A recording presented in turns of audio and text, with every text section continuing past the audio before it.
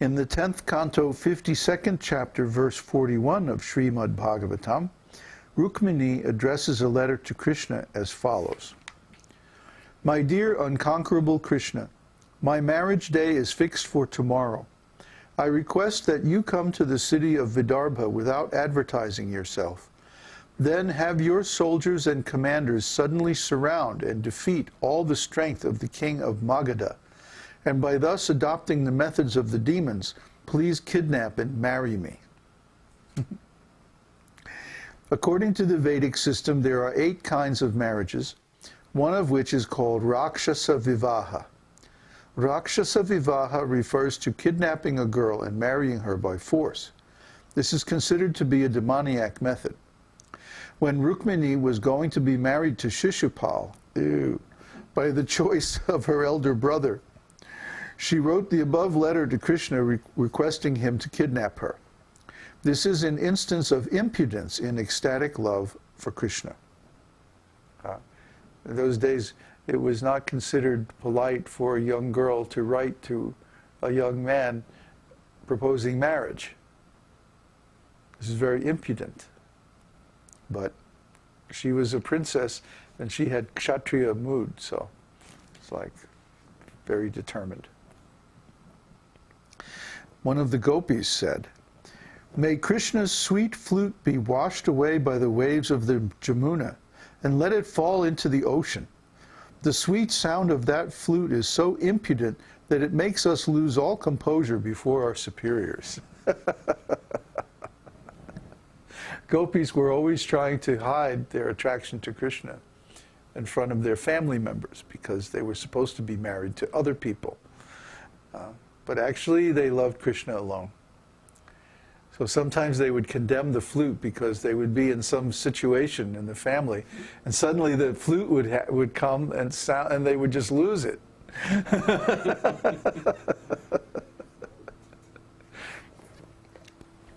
Dizziness. Every evening at sunset, Krishna used to return from the pasturing ground where he herded cows. Sometimes when Mother Yashoda could not hear the sweet vibration of his flute, she would become very anxious, and because of this she would feel dizzy. Thus, dizziness caused by anxiety and ecstatic love for Krishna is also possible. When Yashoda had tied Krishna up one time, she began to think, Krishna's body is so soft and delicate. How could I have tied him with rope? Thinking this, her brain became puzzled, and she felt dizziness. The gopis were advised by their superiors to bolt the doors at night, but they were so carefree that they did not carry out this order very rigidly. Sometimes, by thinking of Krishna, they became so confident of being out of all danger that they would lie down at night in the courtyards of their houses. This is an instance of dizziness in ecstatic love due to natural affection for Krishna. It may be questioned why devotees of Krishna should be attacked by dizziness, which is usually considered a sign of the mode of ignorance. To answer this question, Sri Jiva Goswami has said that the devotees of Lord Krishna are always transcendental to all the modes of material nature. When they feel dizziness or go to sleep, they are not considered to be sleeping under the modes of nature, but are accepted as being in a trance of devotional service. There is an authoritative statement in the Garuda Purana about mystic yogis who are under the direct shelter of the Supreme Personality of Godhead. In all 3 stages of their consciousness, namely wakefulness, dreaming, and deep sleep, the devotees are absorbed in thought of the Supreme Personality of Godhead. Therefore, in their complete absorption in thought of Krishna, they do not sleep. That's very interesting. Yeah. When you're in full Krishna consciousness, you even have dreams about Krishna, or devotees, or your service, or something related to Krishna. And then the Vedānta-sūtra describes deep sleep as the soul resting in the arms of Brahman. So, we're always in touch with Krishna. Sleepiness. Once Lord Baladev began to talk in his sleep as follows. O lotus-eyed Kṛṣṇa, your childhood adventures are manifest simply according to your own will. Therefore, please immediately dispose of the stubborn pride of this Kaliya serpent. By saying this, Lord Baladev astonished the assembly of the Yadus and made them laugh for some time. Then, yawning so hard as to make ripples on his abdomen, Lord Baladev, the bearer of the plough, returned to his deep sleep. This is an instance of sleepiness in ecstatic love. Wow, what a pastime. Only Lord Baladev could do that. Alertness. A devotee once stated, I have already conquered the mode of ignorance, and I am now on the platform of transcendental knowledge. Therefore I shall be engaged only in searching after the Supreme Personality of Godhead. What a nice determination. This is an instance of alertness in ecstatic love. Transcendental alertness is possible when the illusory condition is completely overcome. At that stage, when in contact with any reaction of material elements, such as sound, smell, touch, or taste, the devotee realizes the transcendental presence of the Supreme Personality of Godhead.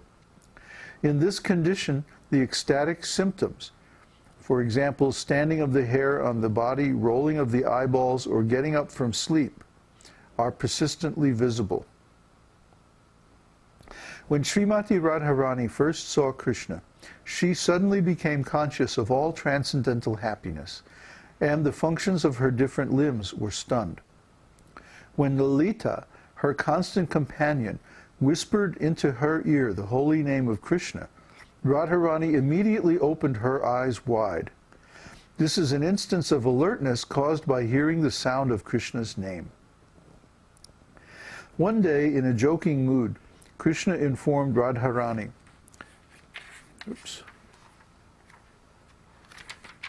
My dear Radharani, I am going to give up your company.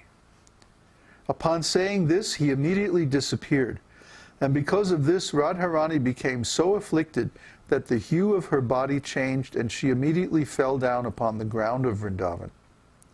She had practically stopped breathing, but when she smelled the flavor of the flowers on the ground, she awoke in ecstasy and got up. This is an instance of transcendental alertness caused by smelling. When Kṛṣṇa was touching the body of one gopi, the gopi addressed her companion thus, My dear friend, whose hand is this touching my body? I had become very afraid after seeing the dark forest on the bank of the Jamuna, but suddenly the touch of this hand has saved me from hysterical fits. This is an instance of alertness caused by touching. One of the gopis informed Kṛṣṇa, My dear Kṛṣṇa, when you disappeared from the arena of the rasa dance, our most dear friend Radharani immediately fell on the ground and lost consciousness. But after this, when I offered her some of your chewed betel nut remnants, she immediately returned to consciousness with jubilant symptoms in her body. This is an instance of alertness caused by tasting. One night, Srimati Radharani was talking in a dream. My dear Kṛṣṇa, she said, please do not play any more jokes on me. Please stop. And please don't touch my garments either. Otherwise I shall inform the elderly persons and I shall disclose all of your naughty behavior. While she was talking like this in the dream, she suddenly awoke and saw some of her superiors standing before her. Oops! Thus Radharani became ashamed and bowed her head. This is an instance of alertness after awakening from sleep. There is another instance of this. A messenger from Kṛṣṇa came to Srimati Radharani while she was sleeping, and Radharani immediately awakened. Similarly, when Kṛṣṇa began to blow on his flute in the night, all of the gopis, the beautiful daughters of the cowherd men, immediately got up from their sleep. There is a very beautiful comparison made in this connection. The lotus flower is sometimes surrounded by white swans, and sometimes it is surrounded by black wasps who are collecting its honey. When there is thundering in the sky, the swans go away, but the black wasps stay to enjoy the lotus flowers. The gopis' sleeping condition is compared to the white swans, and the sound of Krishna's flute is compared to the black wasp. When Krishna's flute sounded, the white swans, which represent the sleeping condition of the gopis, were immediately vanquished, and the black wasps' sound of the flute began to enjoy the lotus flower of the gopis' beauty.